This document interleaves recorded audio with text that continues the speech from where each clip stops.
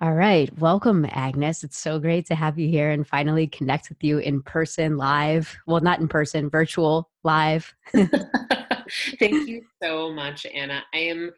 People don't even know your energy is just incredible. Like something happened as soon as I got on the, virtual phone with you, virtual whatever camera with you.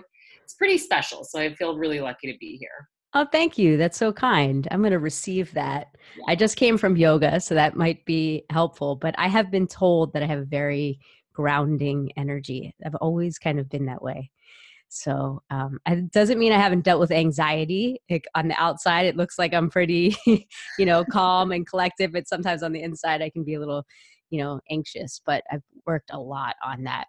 Which brings me actually to where I want to start, which is our brains are wired for survival, right? So when we talk about money, a lot of that survival mechanism can get triggered in terms of like, the primary need is safety, right? And what about if I pursue this creative endeavor, or I follow my heart, like will I be able to make money? Will I be able to provide for my family? Will I even have a house? Like a common thought could be like, you know, what if I run out of money and then I can't, pay my mortgage, right? Yeah. So, can you talk from your point of view on how you kind of work with this idea that the brain is wired for survival and being expansive and abundant and having that type of mindset to overcome some of those survival kind of natural ways that we're wired? Yeah, absolutely. I love all those examples you gave because there's not as many examples of people living creatively that aren't extreme, like where they're not celebrities or people that seem so far away.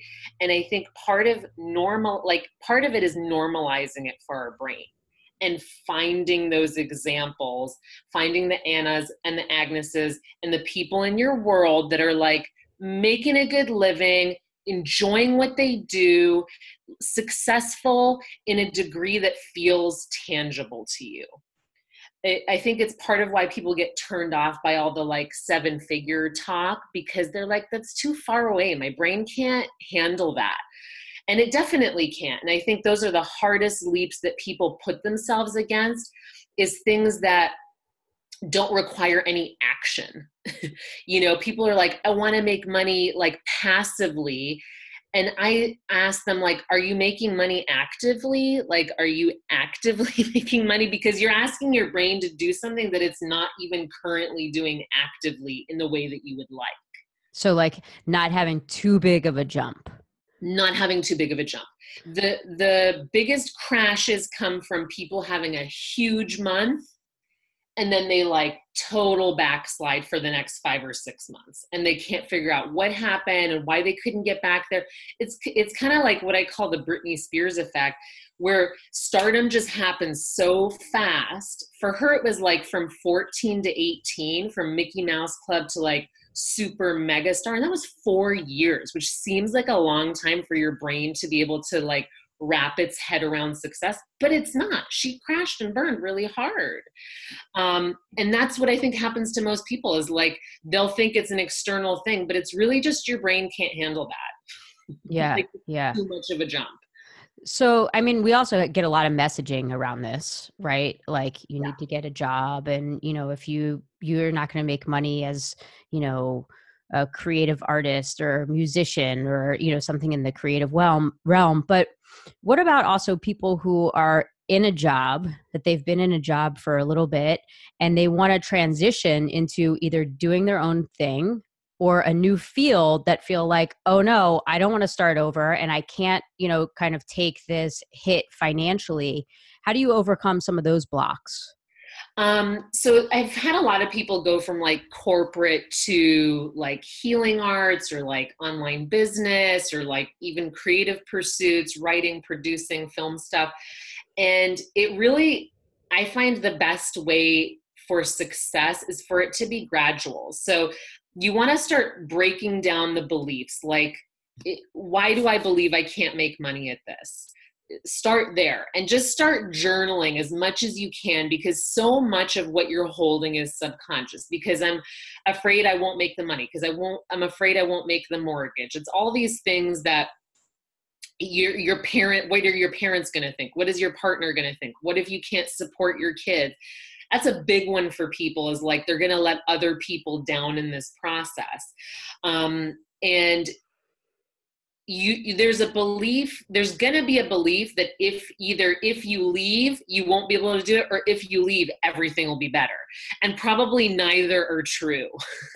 Like, people think, oh, I'll just leave the job and all the people will show up and everything will happen. And it's like, think of anything, any career, it doesn't matter how creative it is still a business. So if you're not thinking about business at all, or you have no idea about business, study business for a year. Like, make it make sense to your brain, because otherwise what happens is you end up in fantasy land. Mm-hmm. Because you're just not being realistic about what it's going to look like to make that transition. Likely you're going to need a year to make that transition. Just mindset wise, you're going to need a year to believe that you can make income from something else that isn't a paycheck, that isn't someone doing it for you, if you've never, ever done that. Yeah. I love how you're talking about time, because I recently, I'm working on currently, you bring up passive income, creating a product, right? And it's my first small product, but I've been doing this for 10 years. And, somebody asked me, like, what are you working on? And I told them, like, I'm working on creating a small product. And they were like, well, when's it going to come out? And I was like, well, you know what? I didn't even put a timeline on it. And, as a coach, like, I should definitely have a timeline. But what I found is, one, things take longer than I think. Mm-hmm. And two, sometimes when I put a deadline on it, it creates this anxiety of like, am I there yet? Oh, I need to do all these things. Sometimes it is helpful and very useful, I did give myself certain deadlines on, when I was going to launch certain things. But, it's interesting that we don't often give ourselves the freedom to say, let's take a year or even 5 years to to transition. 5 years is going to go by anyways, or 1 year is going to go by anyways. Let's give myself some time and let my brain familiarize myself with what it is that I want. And I think that speed that you're talking about is scarcity. It's like, I need it now. And if there was anything I would do differently in my business now, or in my mindset from when I started, it would be to slow down and to do it the right way first.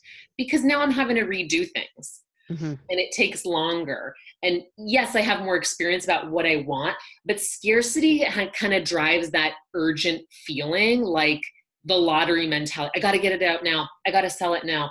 And that works for some people for a little bit of time. Mm-hmm. Ask them if a product they came up with, or they didn't even know what it was, and they started selling it, was it sustainable? Is that a model that's like going to feed you 5 years from now? Or are you going to have to constantly keep creating, and so you can constantly try to do something with it? I think that urgency really speaks to like that scarcity vibe, like time is going to run out, or money is going to run out, or the people are going to go away, all of which speaks to kind of a scarcity mindset. Yeah. Yeah. So let's hear a little bit of your story about, what are those things that, you were like, oh my God, I got to get this out. And now that you're redoing, or how did you actually make that transition? Well, I do think I did a product pretty fast. And I was happy with the content, but I wasn't happy with the quality of it. And my mindset at the time was to just get over the anxiety of doing it. So just do it and you can fix it later, which in a sense was good for me. Like, you don't have to wait for perfection, but I'm not a perfectionist. That wasn't really my issue. I do think what I would do now is think more about a brand. Whatever creative endeavor you have, I would think like a more wealth conscious way of thinking is, what is the brand I'm creating?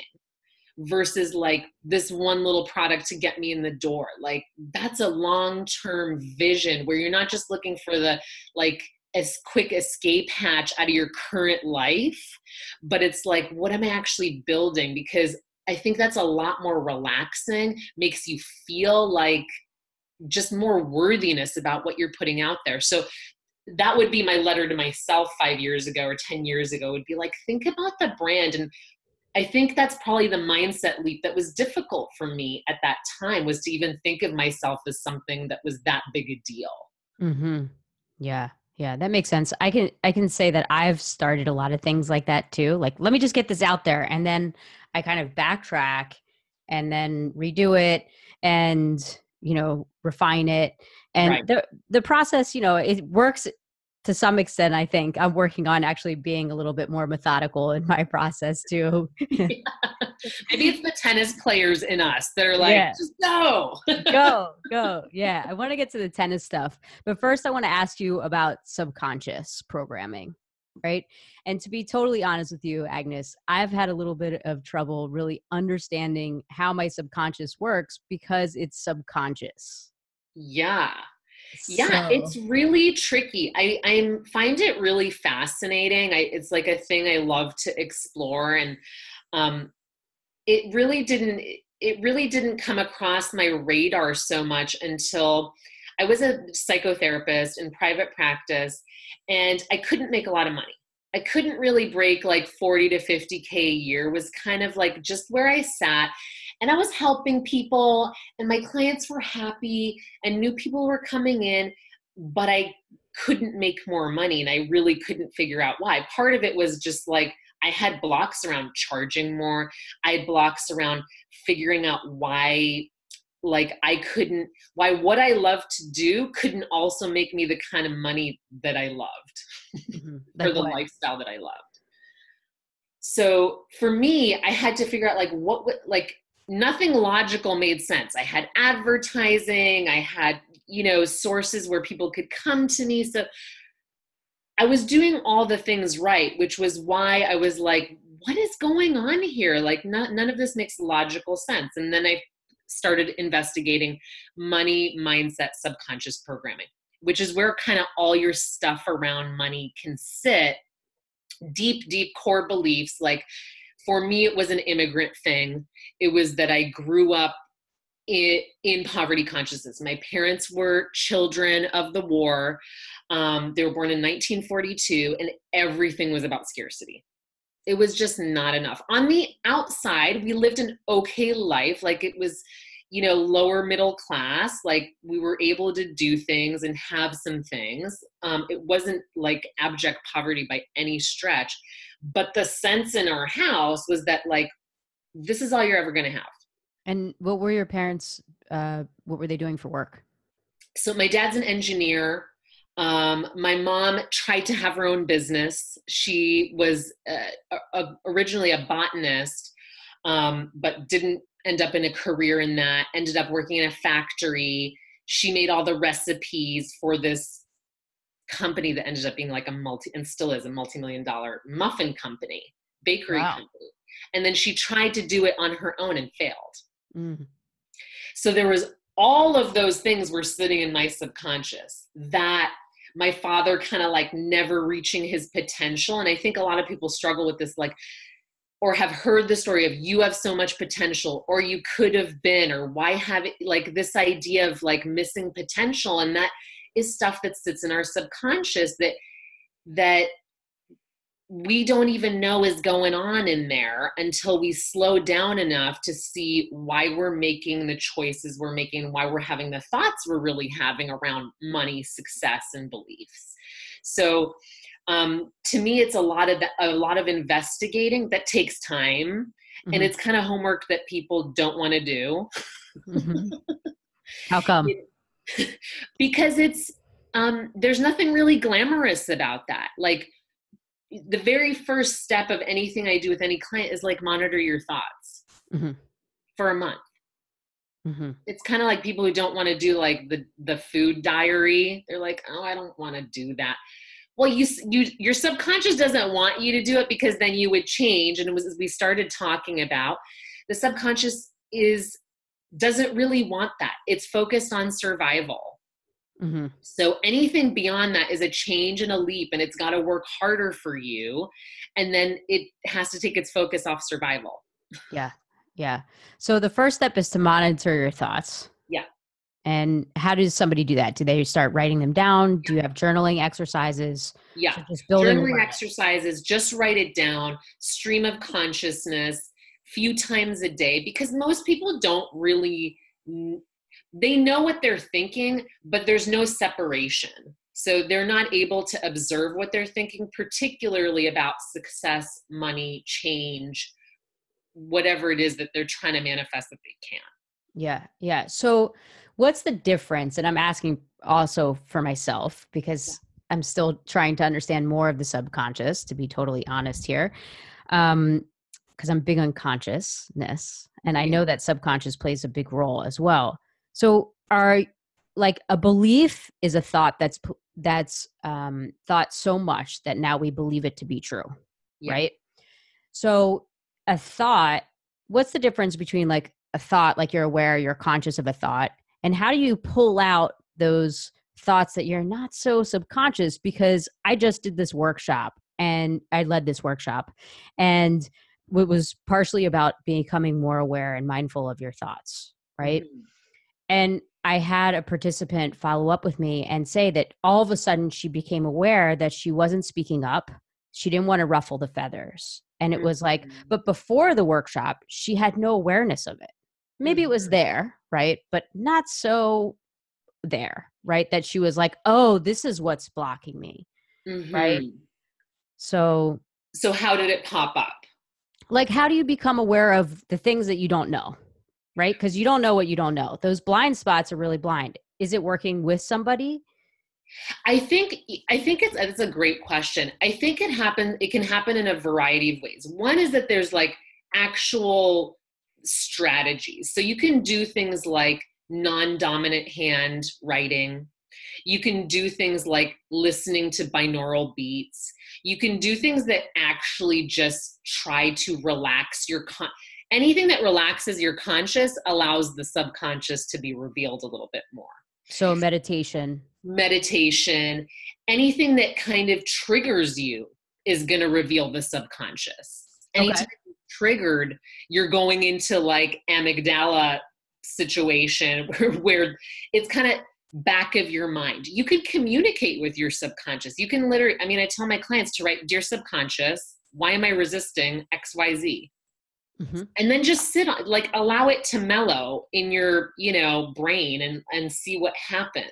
But part of it is this openness, creating space for it to emerge in some kind of way. So sometimes that's going to a workshop and like being in the spotlight or being triggered or being in a situation that's uncomfortable will also force the subconscious reaction, and you'll notice something that you haven't noticed before. But yeah, someone else watching you can also be like, "I see that you're doing this, or you keep saying this, and this looks like a pattern to me. What's going on with that?" I love that exercise of talking to your subconscious. Yeah.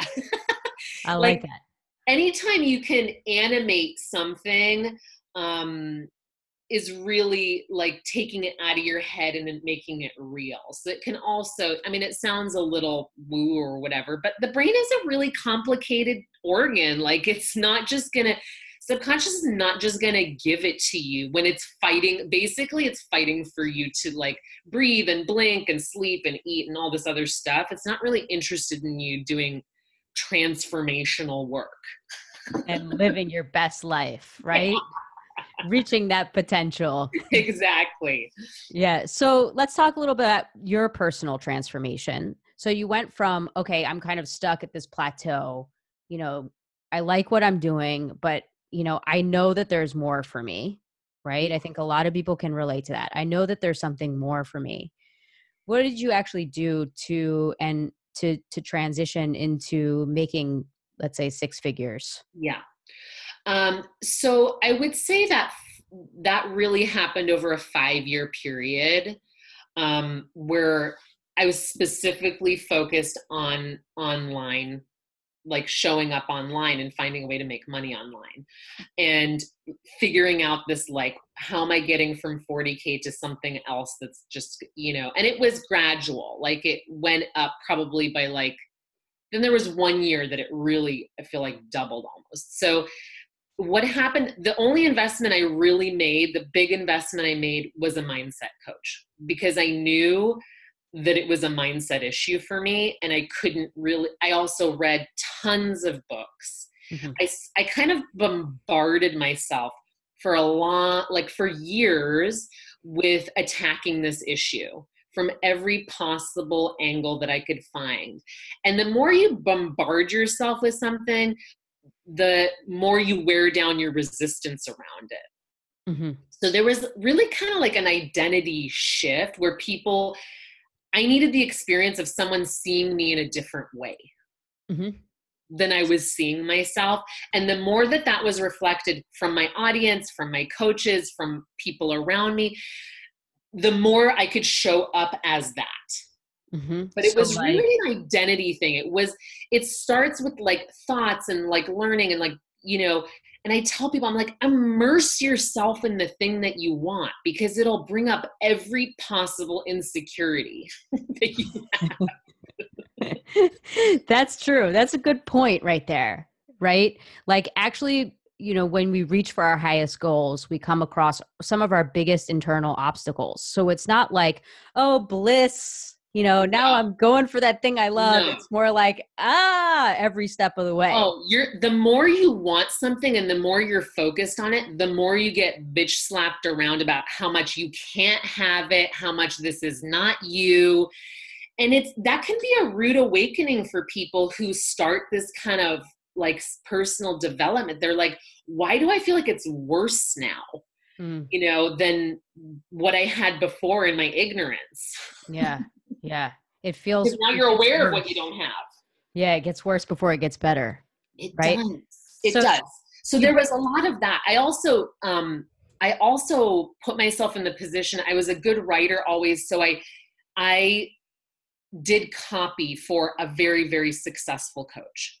And I was like, I'm going to learn everything that you do and how you run your business and how you run your ads, everything. So you got to see. What's that? You got to see.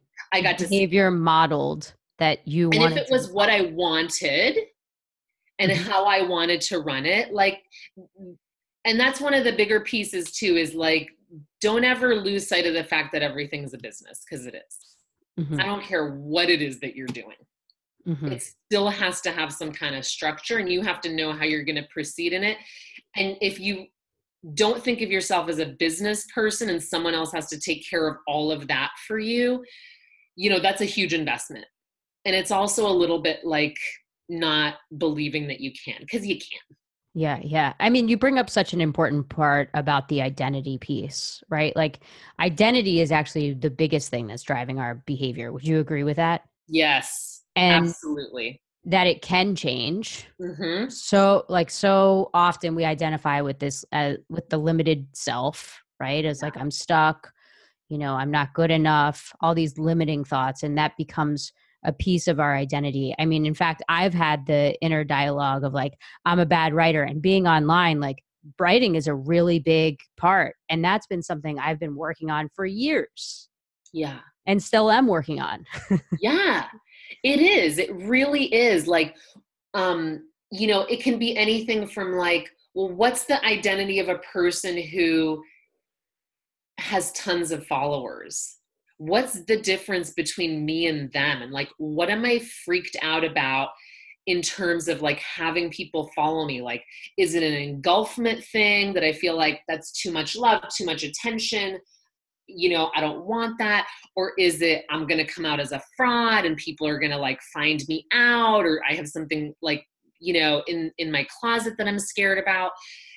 There's a whole variety of things that can happen around identity that I think are just so tremendous to your growth. And you have to keep thinking about, that's a huge mindset piece for clients of mine, where let's say someone's trying to hit 50K or 30K, whatever it might be.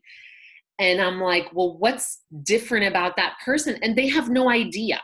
They have no idea what's different about that person. They really have no clue what that's like. They have some like very surface impressions about what that means. Yeah, I love that you just said that because it's invisible to some It's extent. invisible to some extent. So how do they get from, okay, what is that identity? You have to investigate, right? Like you have to investigate, look at, whatever resources you have. Like I've gone to my accountant and been like, so what's the person whose taxes that you do who's making 500K like? Okay, so you get closer to it. Yeah, like tell me, what's that person like, and how much are they spending, and what's their profit like, and what's their personality like? I'll ask whatever. Everyone can have an accountant. Go ask them that question. Mm-hmm. It's a great exercise, but use whatever you have. If there's anybody in your network, interview them. Ask for an interview. You know what I mean? Find out what they do. What's their day like? How do they spend their time? How much do they spend on mindset? How much do they spend on like actual admin or business? What do they delegate? How much time do they spend enjoying themselves? What do they do around that? Because you might have some fixed things in the subconscious around what you saw as wealthy or successful people growing up that are very different from reality. Yeah, yeah. You bring up so many things that I can resonate with. It's like we have a very similar way about us. um, because when I first started, I was struggling in my life, and I wanted to be a life coach, right? Which is like, you're struggling in your life, and you want to be a life coach. But what I started doing was I actually started interviewing people because I was like, I want to find answers. And my very first way of starting was I had a newsletter, and I would email people and ask them to share a tip in my newsletter. And so I got Amazing. all of these different tips, and it really started to accelerate, and also my personal growth, but also it helped me make a lot of relationships because that identity piece, do you think it's helpful when you're around somebody who already has that identity? 100%. 100%. So much easier to embody when you see it in real life and when you see the real deal. I think it's why people like will go to events and, go to the Tony Robbins because they want to see what that energy looks like Yeah. in real life. They want to see what that looks like embodied. And there's absolutely an easier transition when you can see it and touch it and, really be close to that energy level and see what it's about. Yeah. And I love that you shared that it took you about 5 years. Yeah. When certain areas, like for me, overcoming my food issues, it took me about 5 years to really learn to not obsess and to understand my body and to maintain my weight in a very healthy way. It took me a good 5 years. Yeah. And that's like not in the grand scheme, it's not a lot of time. And mind you, this is like, I had already had a little bit of mastery in like psychotherapy stuff already. And then it took another 5 years. That took probably 10 years or 8 years. And then it took another 5 years with the online stuff. And I think if you're looking at, people who have overnight success, go back and see where they're at a year from now or 2 or 5. Yeah. Yeah. Because don't do that, like compare despair, as they say, when you're looking at somebody's 5 years later or 8 years later. And also don't be discouraged. You can still have success at any stage of the game, but you also want to be realistic and know that mindset wise, it's an excellent way to grow. I would rather see somebody take 10 months to hit a goal because then I know they can sustain it. Mm-hmm. Like if it takes you a long time, the longer in a way it takes you to get there, the easier it is to sustain it. Because people hit that big number and then they freak out. They don't know how they're going to do it again. They have no idea actually what they did mindset wise to get there. And they're looking for highs and lows. Like remember guys, whenever you're looking for like a high, you're looking for a high, which isn't sustainable, which means you're in victim mode. That's what I call victim mode. Okay. So I'm going to relate it back to the weight thing, right? It's like a diet. If you lose a lot of weight and then you just bounce back, right? Versus really understanding your body, learning how to eat. Money and food can go pretty much hand in hand. Yeah. It's a maturity thing, right? To be like, I deserve to do this the right way, with integrity, with sustainability. Like, that's truly taking care of yourself. It's not a bubble bath. It's like, it's so much deeper. That to me is like surface layer Hmm. self-care. Right, right.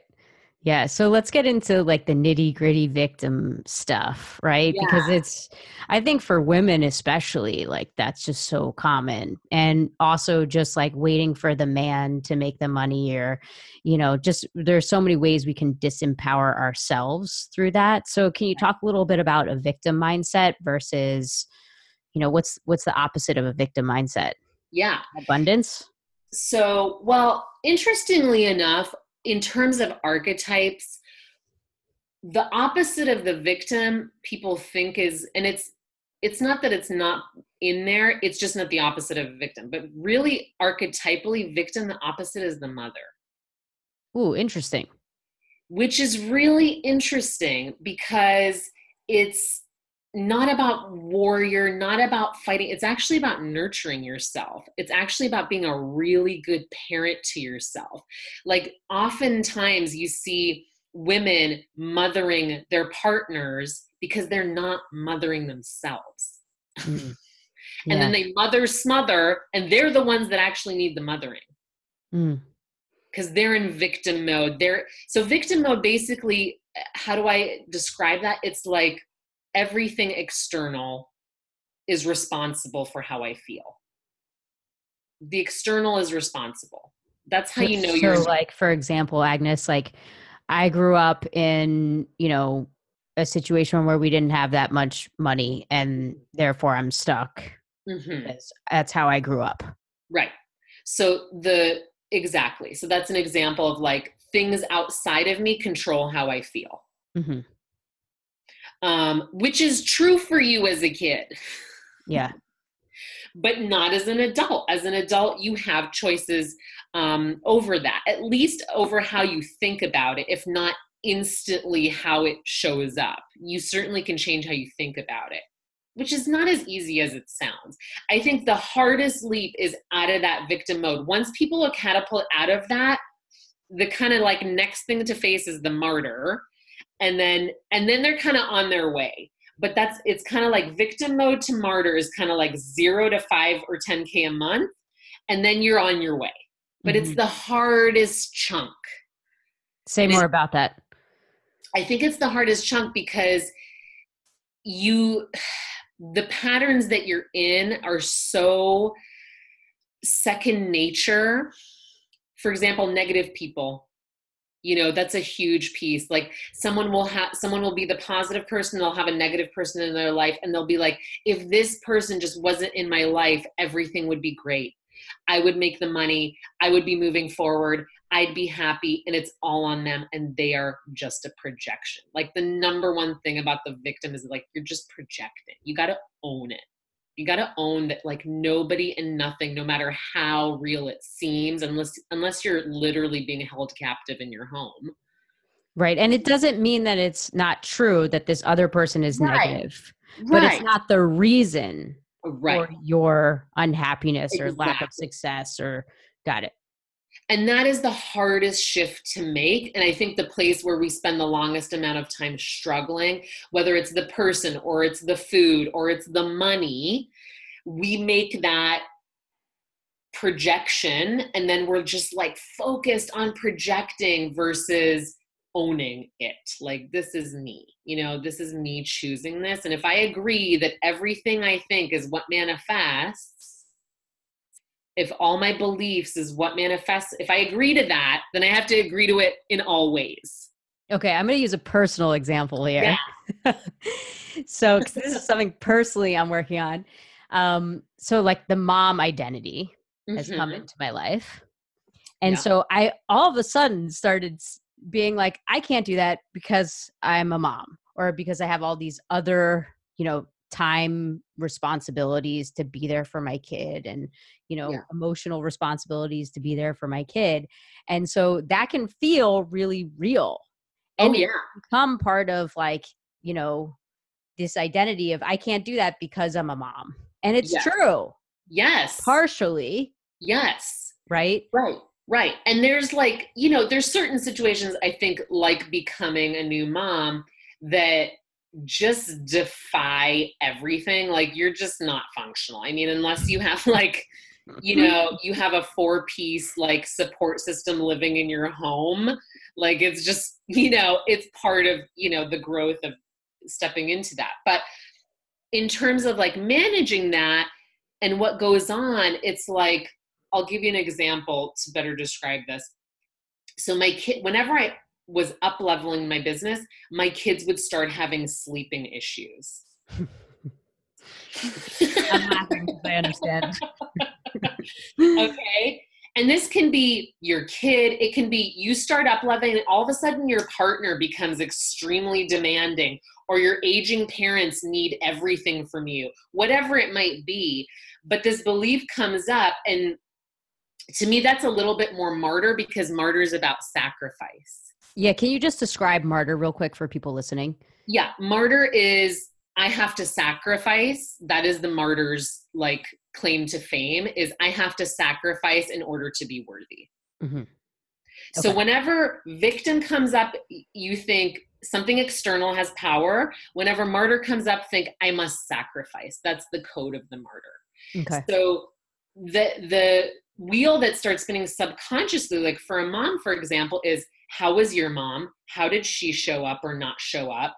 What do I value about motherhood? What do I believe a mother is? Like all these things start swirling subconsciously, and you start acting, right, in response to them, not necessarily like, and then you have to stop and kind of like sift through, what do I actually think about that, right? Mm-hmm. So for me, it looked like, well, I can bemoan my kids and their shitty sleeping, and like not show up use that as a reason to not show up for my business, or to not make the money, or to not be, and use it as the excuse.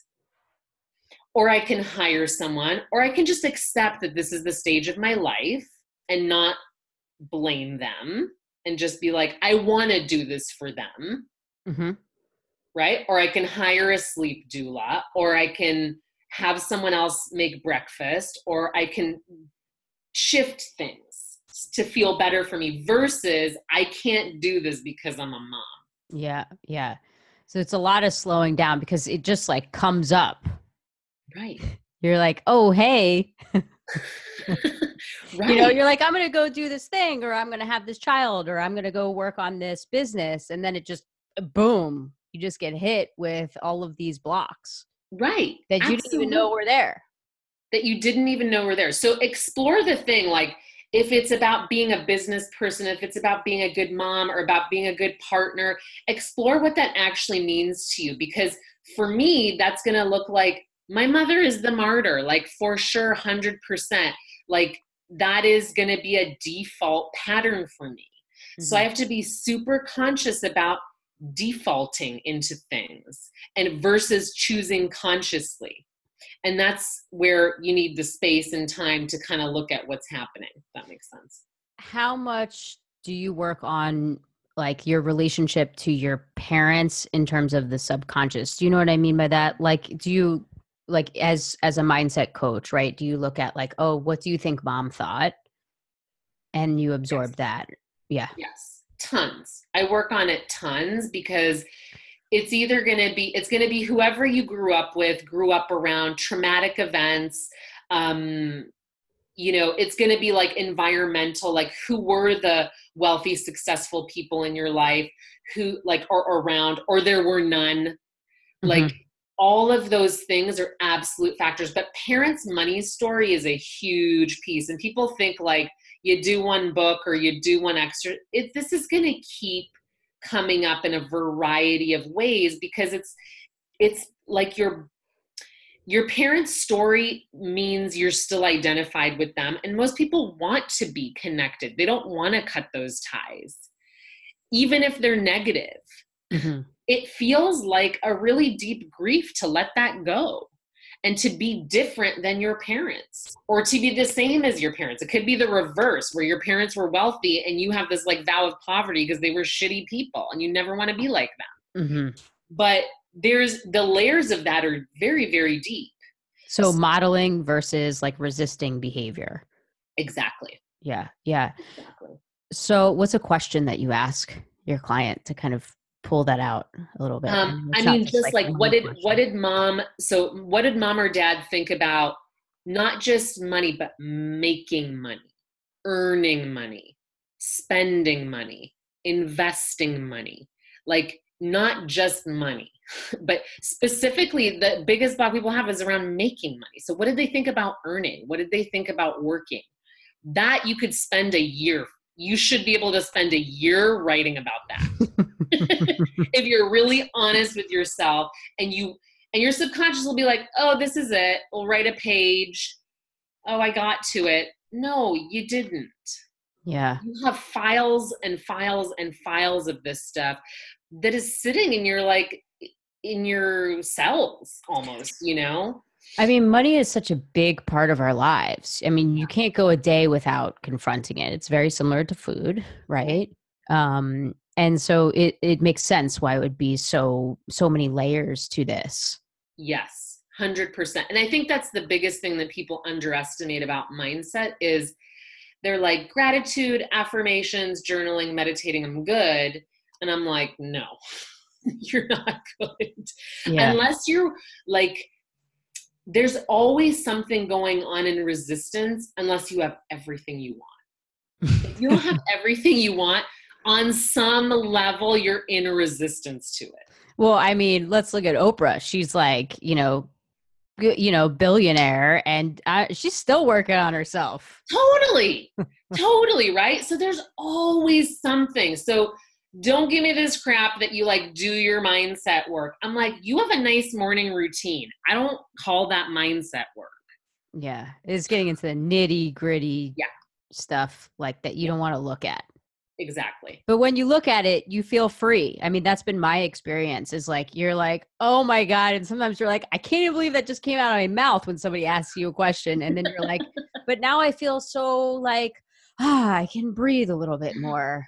Yes. I can be a little bit more of me, whatever that is. Exactly. And that really does translate into how people respond to you and what you feel externally, because you're just owning that more and more and more. And it evolves so much, it just evolves to such a great degree that becomes the only thing you care about. And that is a really cool place to be. Yeah. So like, just want to get really specific because I hear a lot of people say this, not a lot, but sometimes this can, time and money are the biggest blocks, right? Yeah. That people have. Like, I can't do it because I don't have the money or I don't have the time. Right. Yeah. So where would somebody start if they're saying, I don't have the money or I'm afraid of not having enough money? Is just looking at those thoughts? Yeah. I mean, one of the best books ever is the Tapping into Wealth book. Okay. Because by Margaret Lynch. I haven't read it. What's that? I've read some other good money books, but I haven't read that one. Okay. that one specifically because it immediately combines like the mind-body connection to money. It isn't just cerebral. So you start tapping, which also frees up. That's another kind of strategy for subconscious stuff is tapping distracts your conscious mind so that your subconscious can come forward. So you're talking about emotional freedom technique, the tapping. Emotional freedom technique. Yeah. And it combines that with money, which I think is one of the best places to start around getting honest about what's going on. And maybe even pre this book, if you don't even want to get the book or whatever, just get honest. So one of the exercises she uses, and I use all the time, even with myself, if I'm working on something, just go look at your bank accounts and reflect on how that makes you feel and get honest. Are you happy about that? Like any 12-step program, any personal development program, it all requires you to get honest about your time and your money and how you're spending it. And that's really the first step, is to break out of denial about what's going on. Yeah, turn towards it. Turn towards it, exactly. Yeah. Exactly, right? So I would say that's the first step, is just get honest. That's the hardest step in many ways, to just admit, like, I hate the way I'm spending my time and money, or I like these ways and I really don't like these ways, and I need to figure that out. And you're already winning at this point. If you can crack out of the denial, oh my God, like, kudos to you. Huge step. Okay, I'm going to play off your winning word and go right into tennis. What's your tennis background? I played under 14. I was number one in my province. Me too. Woohoo! Yes. Habits of successful women here. Yeah, so I was number one under 14, and then I kind of hit puberty. My dad was a very aggressive tennis dad, and by 16, I was just like, I don't want to do this anymore. Yeah. Tennis is a hard sport. It's a hard sport. Physically, it's very demanding.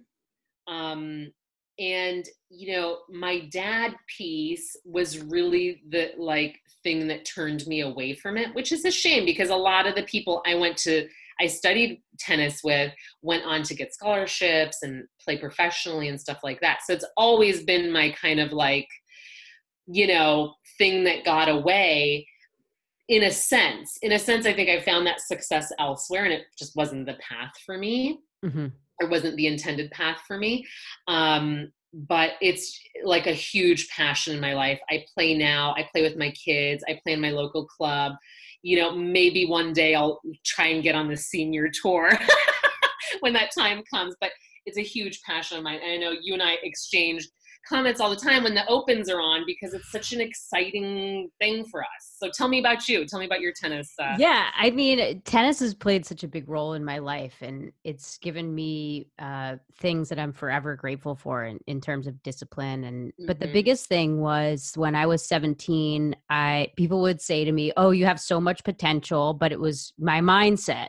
So my mom took me to a sports psychologist, and she had me do all this visualization and anchoring techniques, and we did do some affirmations, or even just talked about like, how many times have you hit a forehand, and it's like, gosh, so many times, like even if we've done something so much, we still can feel not so confident in it. So just talking about like, wow, I've actually done that a lot. And, I visualized that winning this tournament, which was the Maryland State Championship, so much that like I got out there and it was like my body had been there already. I was totally in the zone. And it was such like an aha moment in my life that I didn't know was going to, then come back around into my life in terms of, coaching on mindset, which is a lot of the work that I do.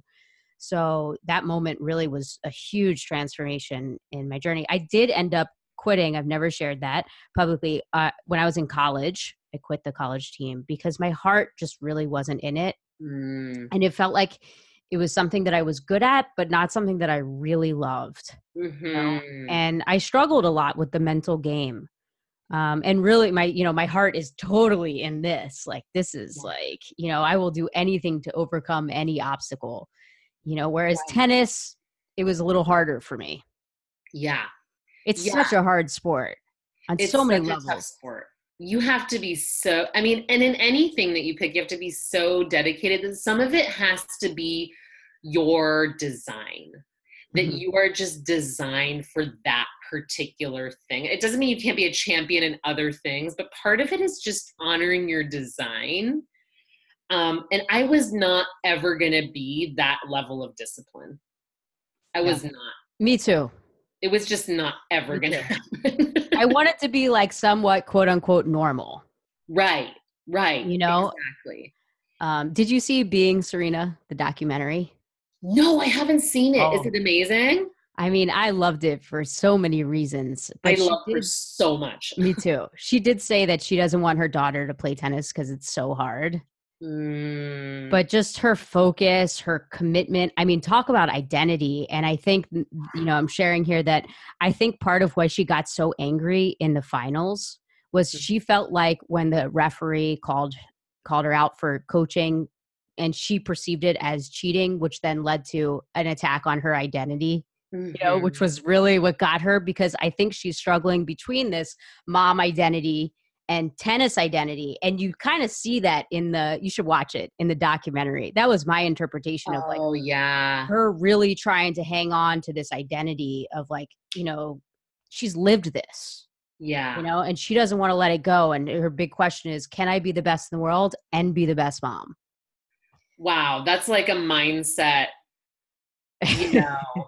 like puzzle. That's why I'm like, come on, Serena. Do it for us. Yeah, completely. I mean, she's so inspiring, and it is a really big question for lots of people out there, and like different iterations of this. Can I be this and this? And that comes up a lot in mindset. Like, can my personal life be good and my business be good and my money be good? Have I ever had those two things together? And many people haven't. Yeah, it's true. It's a very true statement. So there's also just looking at like, why do I believe that those things can't be together? There's so many examples of why they can't, or like, and there's also this idea of like needing to like burn one to the ground so the other does well. And there's, we're just so complicated. We have all there's these so many layers. layers. What's the best advice you've ever been given? The best advice I've ever been given is take it off the pedestal. Whatever it is that you want, the guy, the weight, the money, the success, take it off the pedestal. Pedestal meaning like putting it high in your mind, like this putting is it above yourself. The thing that makes me happy. Yeah. The thing I'm striving for, the thing that's so much better than me, the way that I am, just take it off the pedestal. Oh, I love that. I had a mentor early on take herself off the pedestal by revealing some vulnerable things to me. And it was really interesting because we can do that with, looking at other people and putting them on pedestals and making ourselves small. But we can also do it with that thing that we want. Yes, because we're so attached to this like striving mentality versus just like expanding into, evolving into, versus like, I'll never be that, this like inferiority thing that feels more comfortable. I love that, expanding into. Yeah. It's like, what do you want to expand into versus strive for? Yeah. Because striving is like striving, never arriving, right? That's the like. Striving, never arriving. Right. The more I strive, the more I strive. Yeah. And it's coming from a lack. I'm always arriving. I'm at this new place. I'm at this new stage. Like, get used to arriving versus striving all the time. Thank you. Tell us how we can get in touch with you, Agnes. Yeah.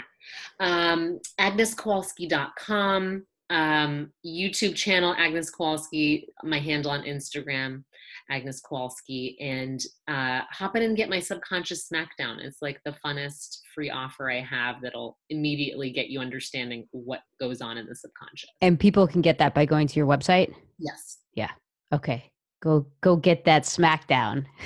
Go get smacked down in the most loving way possible. So you can go up. Exactly. Thank you so much, Anna. Thank you.